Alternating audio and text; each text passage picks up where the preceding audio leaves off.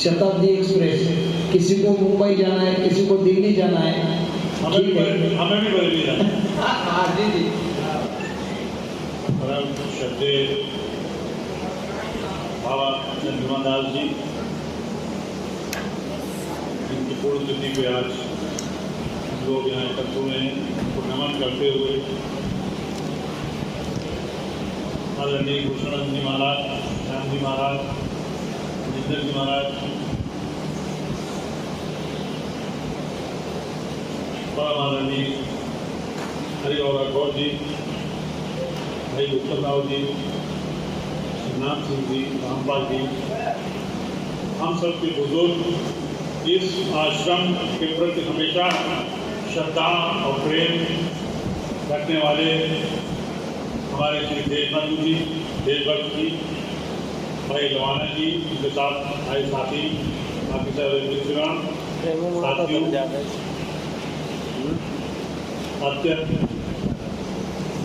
आज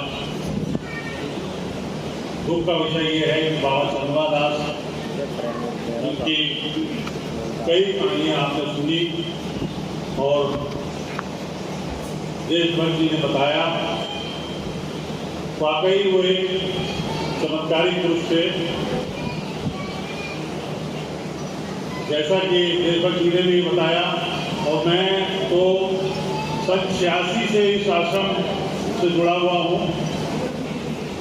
उत्तम जी को पता है, हम लोगों ने जो है बहुत संघर्ष किया है। इसी स्थान पे जहाँ हम लोग इस समय कुर्सियों बैठे हुए हैं, यही हम लोग बैठा करते थे, यही बाबा बैठा करते थे। बहुत सारी बातें, बहुत सारी चीज़ें हुआ करती थी। आश्रम के प्रति जो श्रद्धा मैंने देशभक्ति जी में देखी, जब से मैं आ रहा हूँ, मैं चाहता हूँ कि हर व्यक्ति ऐसी श्रद्धा रखे, ऐसा प्यार रखे। अभी देशभक्त जी ने आपको हाथरस के उनका गौतम जी का नाम दिया। गौतम जी की मिसाल मैंने ये देखा कि मैं उनके घर पे गया तो बाबा चंद्रमा दास की फोटो मैंने इतने युवा भाइयों में गया, किसी की नहीं देखी, पर गौतम जी का मैंने उनके ऑफिस में चंद्रमा दास की, और वो आदमी भी, उनके बेटे आए थे यहाँ पर, वो आदमी भी बिल्कुल निष्काम और बिल्कुल किसी बिना ले, किसी लालच के, दुनिया भर के मेरे ख्याल से कागज है उनके पास।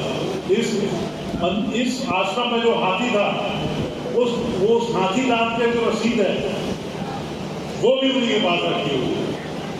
बहुत सारे पेपर उन्होंने मुझे दिखाए बिना, हाँ उस हाथी, वो हाथी दांत तो हमारे जमा हुआ है, वो बाबा बिरसा सिंह महाराज को वहाँ पे तो रखा गया था, तो कोर्ट से रिलीज हुआ, उसकी रसीद है उनके पास, और जो जमा हुआ है वो भी रसीद उनके पास। तो वो सारे पेपर उन्होंने हमको दिखाए। बातें तो बहुत सारी हुई आश्रम के प्रति। मेरा ज़्यादा न कहते हुए मैं ये बात जरूर कहूँगा कि हमें अपने आपसी जो कुछ भी द्वेष है, जो कुछ भी आपसी प्रतिस्पर्धा है, जो हम कंपटीशन करते हैं, चाहे किसी भी पार्टी के हो, किसी भी समाज के हो, वो सब भुला के, क्योंकि सबसे पहले ये कहा जाता है कि देश हमें देता है सब कुछ, हम भी तो कुछ देना चाहिए। ये बहुत ज़्यादा जरूरी है।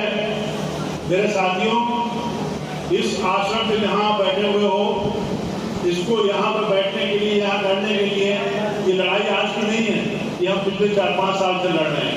आज तो हमें इतनी स्वतंत्रता है कि हम यहाँ बैठे हुए हैं। आप लोगों को जानकारी में मैं दे दूँ कि महाराज जी को यहाँ लाने के लिए हम लोगों ने वृंदावन में मीटिंग की। यहाँ पे मीटिंग नहीं की थी, वृंदावन में मीटिंग की थी। महाराज जी गवाह हैं, इस बात के बड़े महाराज जी आए थे, उन लोगों को लेकर हम लोग बैठे थे, क्योंकि ऐसा ना हो कि हम लोग जो भी प्लानिंग बनाते थे वो प्लानिंग दूसरे लोगों के पास चली जाती थी और वो हमारी लीक हो जाती थी, हम लोग फेल हो जाते थे। हम लोग चाहते थे कि एक साथ यहाँ पे बैठे, क्योंकि मेरे और आपके किसी के बस की बात नहीं है।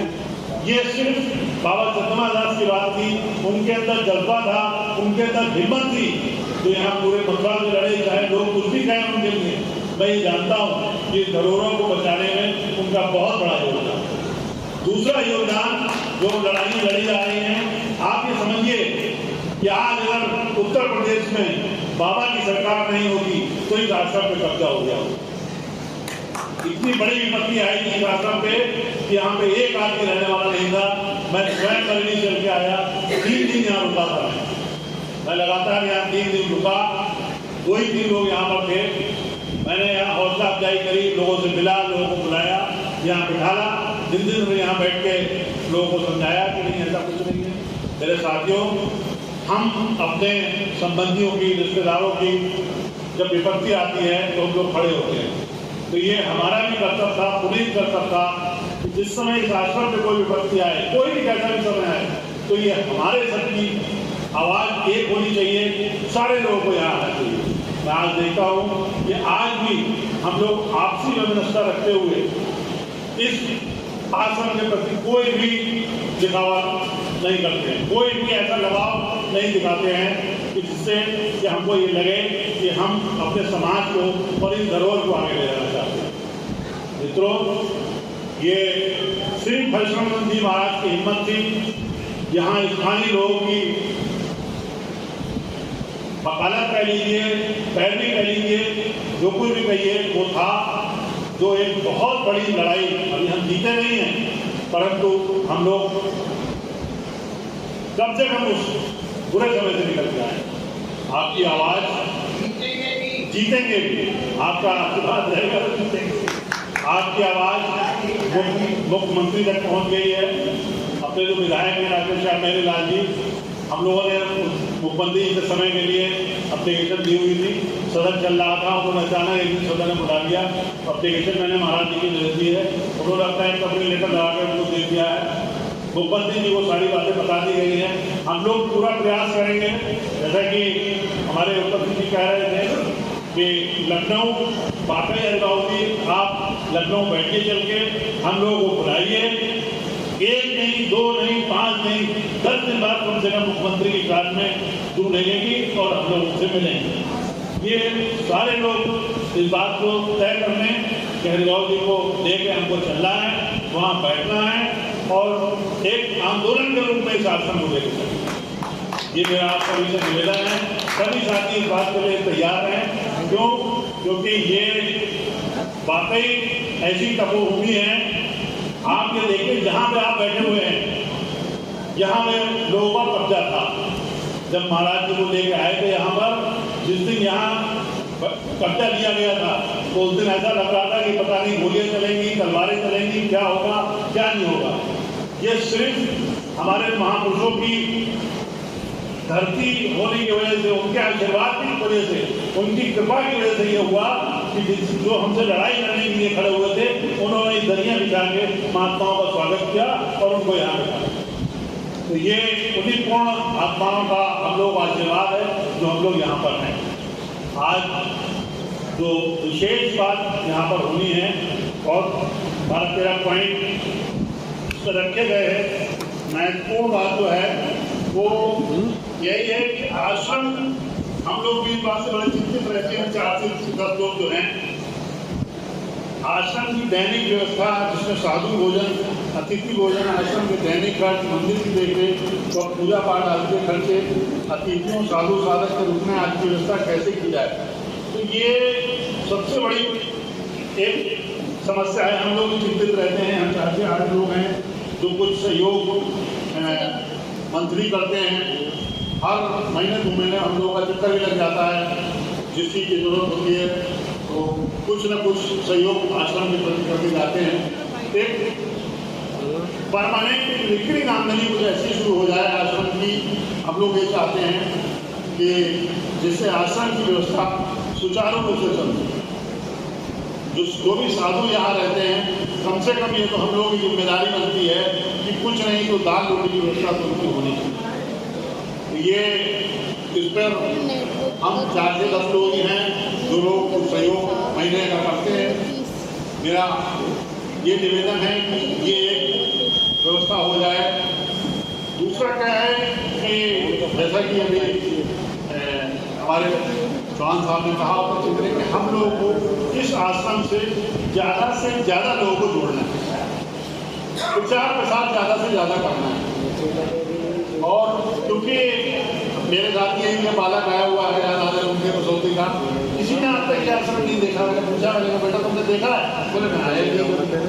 तो ये बहुत ज़्यादा ज़रूरत है।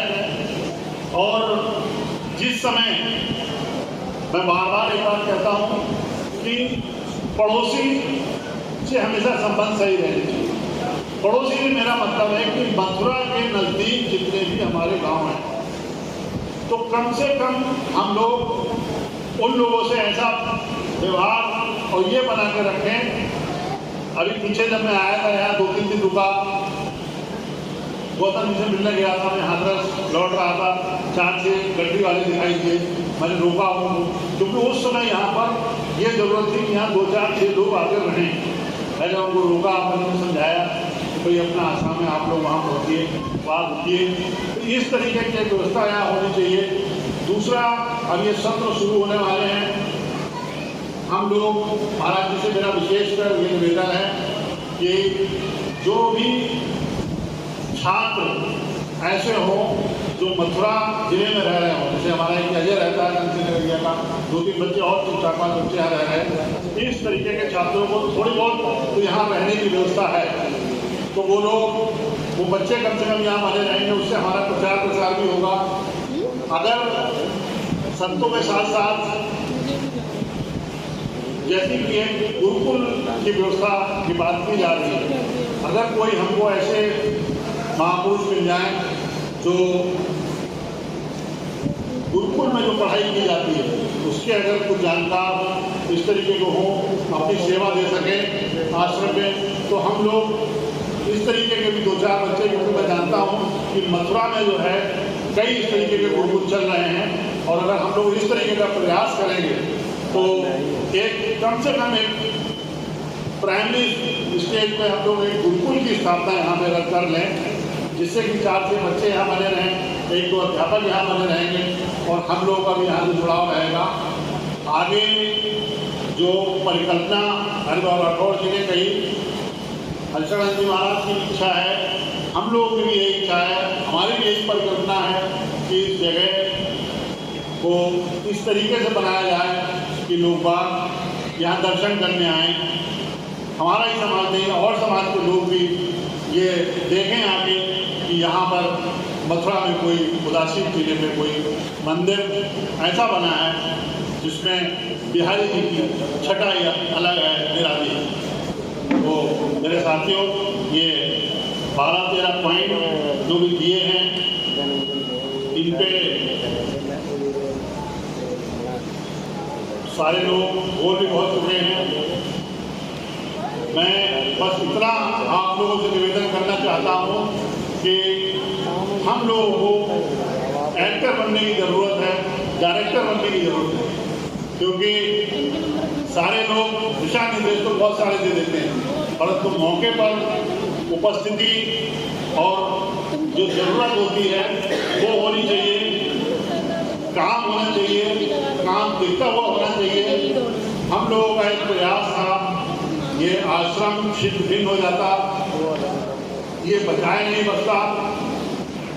हम लोग 2-3 साल इस प्रयास में रहे कि यहाँ पर एक संत को बिठाला जाए। गोपाल जी महाराज सोची में आए थे, उनसे लगातार चर्चा हुई।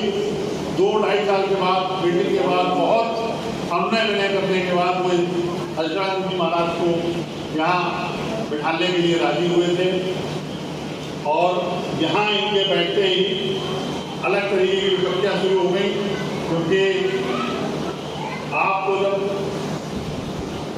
कई लोगों से लड़ाई लड़नी हो तो बड़ी समस्या खड़ी हो जाती है। यहाँ पर भी यही हुआ कि लोगों को ये लगने लगा कि जो उनकी प्लानिंग थी, अब वो प्लानिंग से हट के सारे काम होने लगे यहाँ पर, और इसी वजह से जो कुछ भी हुआ, जो कुछ भी पिछले 1-1.5-2 साल से महाराज जी बैठे हैं, इसीलिए हुआ कि इस तरीके से किसी भी झूठे मुकदमे में, उल्टे सीधे उसमें इनको बताया जाए, इनको भगाया जाए, और किसी हद तक वो लोग सफल भी हुए। परंतु बिहारी जी की कृपा, बुजुर्गों का आशीर्वाद, चंद्रमा लाल जी की मेहरबानी इस आश्रम में हमेशा है। समाज, बंजारा समाज ये मान के चले कि बाबे दयाल की समाधि है, यहाँ पर आप आइए, यहाँ आप सर झुकाइए और जो मांग के जाएं, मैं ये आपको विश्वास दिलाता हूँ वो मन्नत जरूर पूरी हो। यहाँ हमारी इच्छा थी कि यहाँ हम अपने किसी संत को बिठा लें। महाराज जी से मैंने निवेदन किया और आज संत आपके सामने बैठे हुए हैं, जगह आपके पास है। किसी भी निर्माण में सबसे महत्वपूर्ण चीज जगह होती है, जगह आप लोगों के पास है। हम लोग कुछ ऐसा प्रयास करें कि संतों का भी काम चलता रहे और इस जगह का भी जीर्णोद्धार हो जाए। सारे लोग जो हैं मिलके कुछ इस तरीके का प्रयास करें, ज़्यादा से ज़्यादा लोग यहाँ आने का प्रयत्न करें। पहले भी यहाँ मीटिंगें होती थी, मैं समझता हूँ जो उत्तम सिंह जी ने बताया, उस समय कुछ नहीं, कोई तामझाम नहीं होता था, कुर्सी नहीं, मेज नहीं, कुछ नहीं, खाली यहाँ से लेकर और बाहर तक लोग ऐसे बैठे। हम लोग सुबह आते थे, शाम को चले जाते थे, बड़ी भीड़ हुआ लगती थी।